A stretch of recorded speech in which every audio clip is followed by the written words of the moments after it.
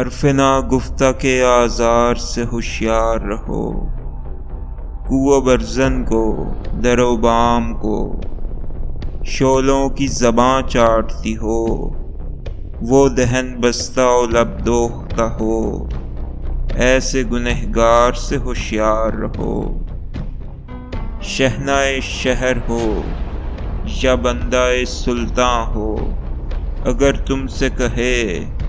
لب نہ ہلاؤ، لب ہلاؤ نہیں لب ہی نہ ہلاؤ، دست و بازو بھی ہلاؤ، دست و بازو کو زبان و لب گفتار بناؤ، ایسا کوہرام مچاؤ کہ صدا یاد رہے۔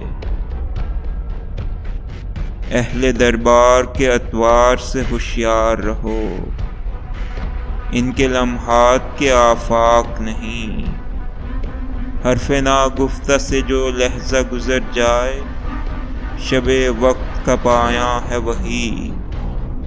ہائے وہ زہر جو صدیوں کے رگ و پے میں سما جائے، کہ جس کا کوئی تریاق نہیں۔